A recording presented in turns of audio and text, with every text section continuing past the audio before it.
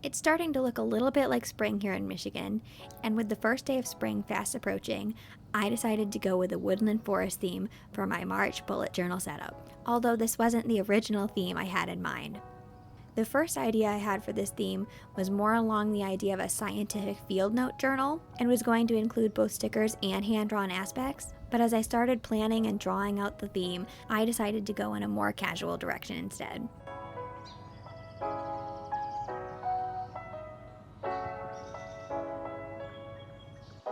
Hello everyone, my name is Norvia, and welcome back to my channel. To make this theme a little bit more interesting, I decided I was going to cut tabs into my journal. I've done waterfall tabs in previous journal spreads before, but I've never done tabs like this. To ensure that you have the right number of tabs and that they're all the right size, this type of layout requires a little bit of planning work beforehand.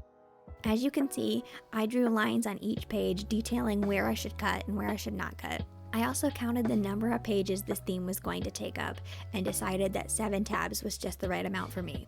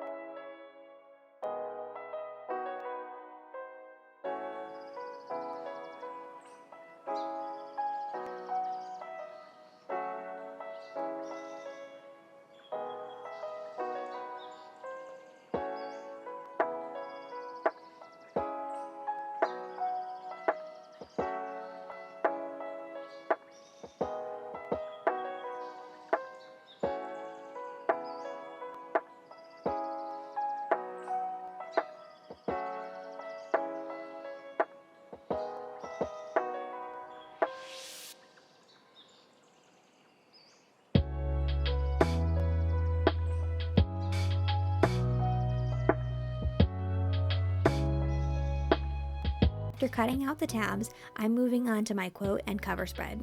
As I said in previous videos, I always like to start my theme off with a quote that relates to either the season or the theme I've chosen. In this case, it relates to both. The quote I've chosen for this spread is, "Never yet was a springtime when the buds forgot to bloom." I decided to accentuate certain words by doing 2 different styles of calligraphy here. For most of the words, I just went in with my regular handwriting, but for the others, I decided to go in with a bouncy calligraphy. I wanted this calligraphy to look really nice, so I went in and planned ahead of time where the top, middle, and bottom of the word should be. You could freehand this without any lines, but for me personally, I like to have the lines in place so that everything lines up and nothing ends up crooked. I used this same bouncy font throughout the rest of the theme for all of my other titles as well. That way there's a sense of consistency throughout the theme. For the quote, I use my Tombow Fudenosuke hard tip, and for all of the rest of the titles, I use my Crayola super tips. Unfortunately, the Crayola super tips aren't numbered, so I can't tell you the exact marker that I used. After completing the fonts, it's time to move on to decoration. At this point in time, I still had the field notes theme in mind, but as the theme went on, I decided to lean less into that and more of just the general nature theme. As I said before though, I want a sense of consistency, so I'll use those elements on most pages, even if the overall theme changed a little bit. All of the materials and tools that I used for this theme will be linked in the description, as long as I can still find them, or they're still available at this time.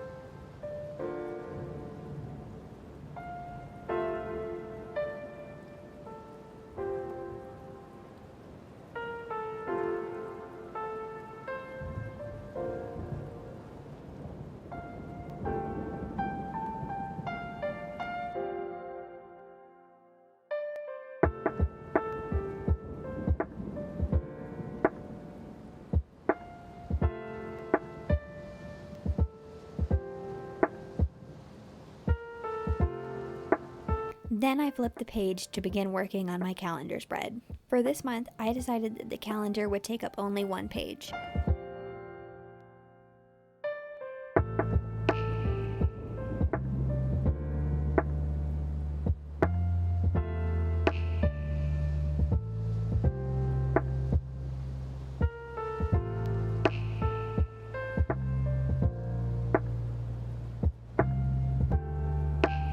After outlining the calendar, I move on to my gratitude log.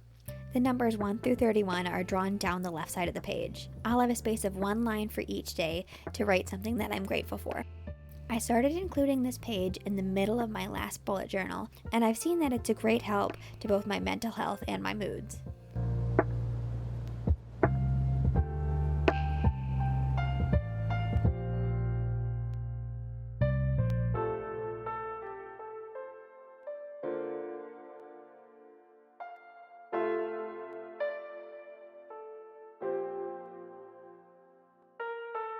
Also, you'll see that I make a mistake here.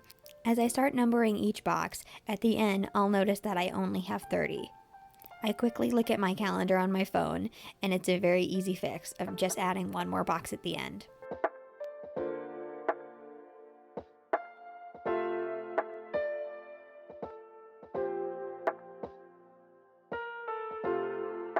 After getting all the functional parts in, I move on to doing the titles of both my calendar and my gratitude log.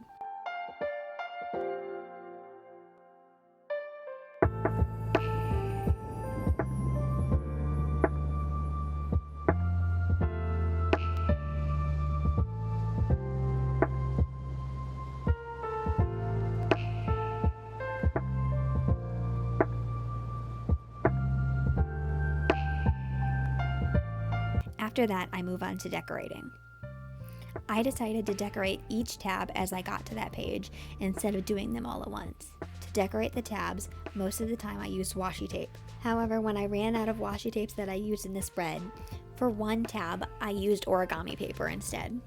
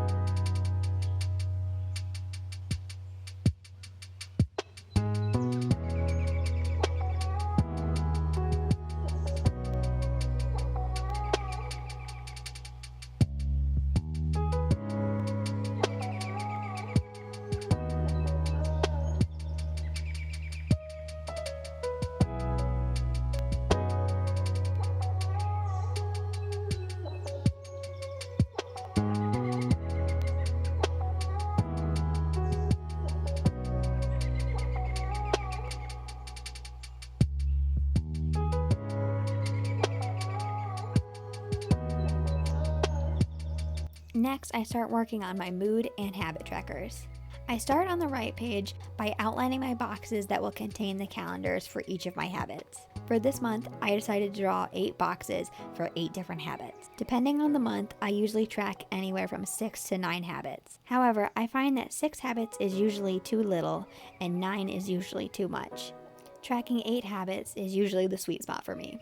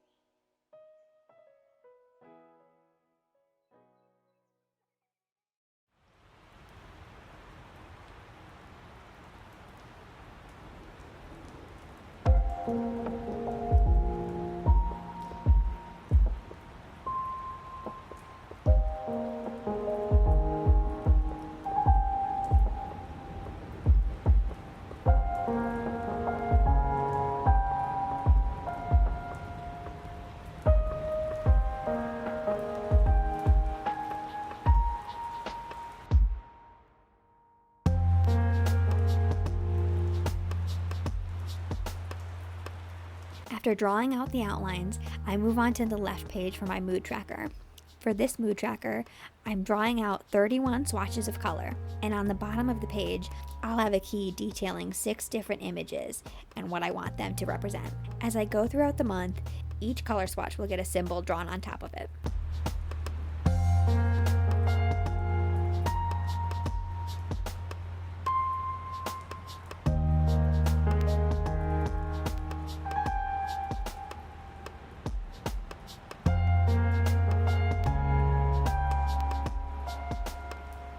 Moving on, it's time to do my titles and decorate.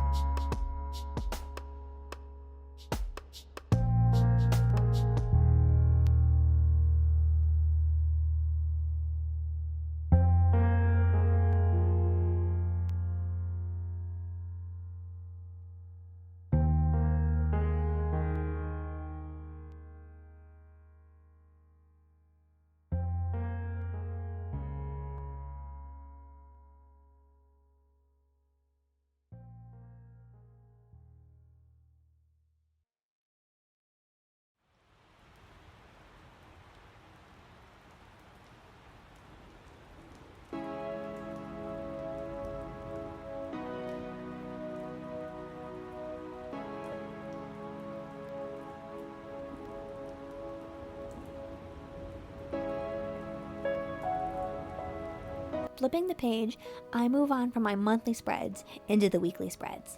If you've watched my previous video, you might notice that I don't include a meal tracker in the monthly spreads. I'm still going to track my meals and snacks. However, that will be done on the individual weekly pages instead of on a monthly page.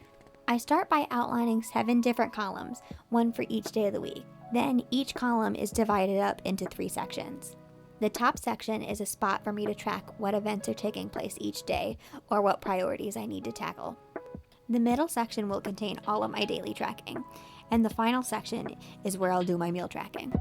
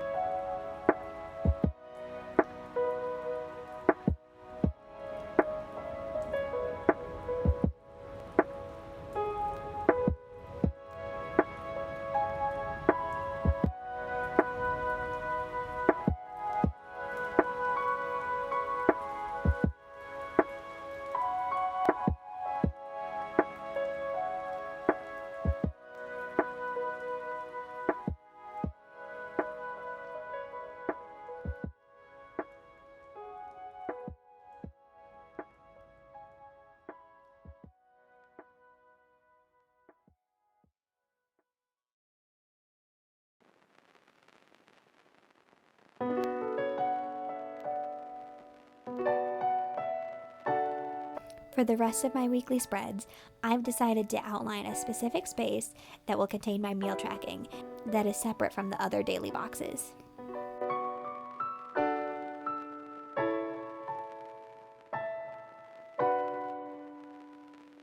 After that, I use a Crayola Super Tip to make headers for 8 boxes. 7 of the boxes are for each day of the week, and the final box is for any notes or events that are taking place.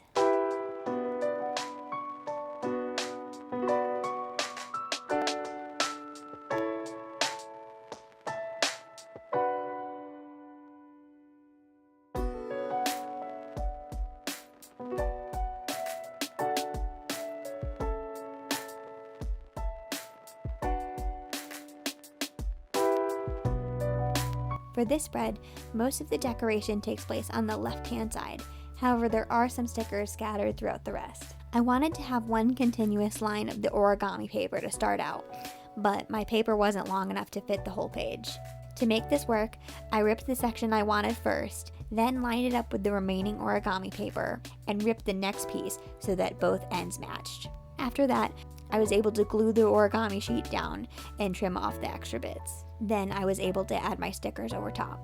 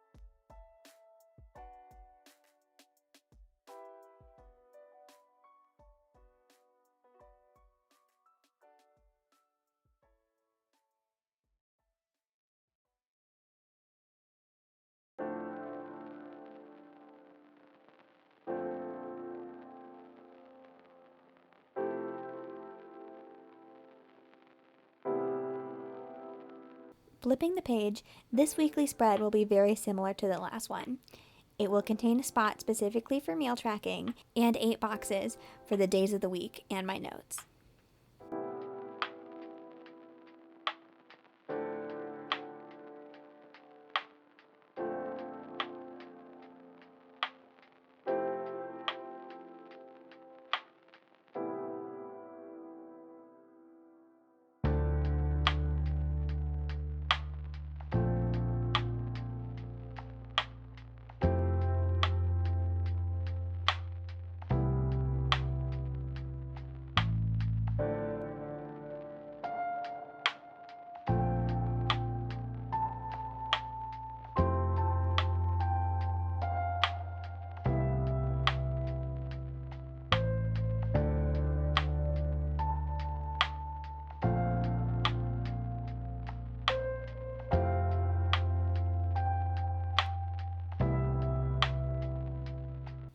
This layout takes up a lot of space and doesn't leave too much room for decoration, but I did make sure to leave space in the middle and left side of the page for sticker collages.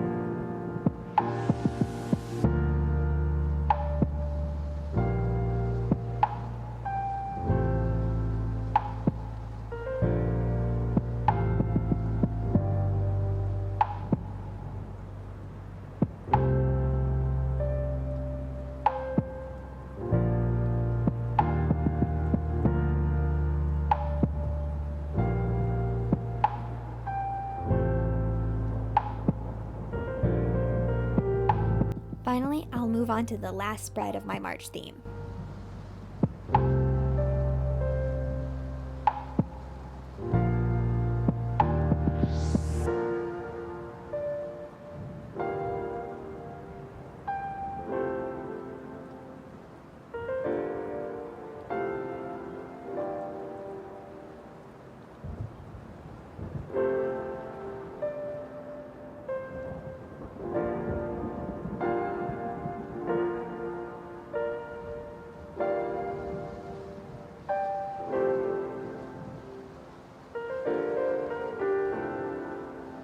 For this spread, my daily tracking takes up almost the entire left page, but I left space on the right page beside my meal tracking for a lot of decoration.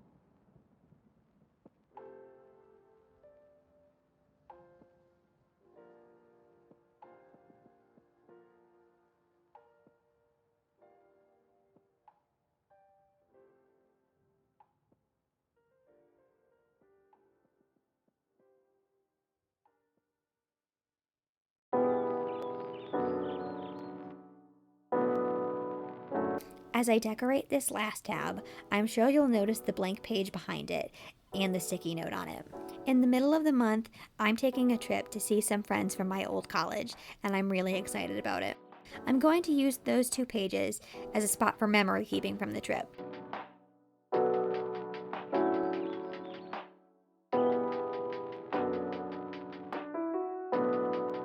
As we get ready for the final flip through, I just want to thank you so much for watching all the way to the end. If you have recommendations for any specific layouts you'd like to see, or specific themes you'd like to see in the future, please leave them in the comments.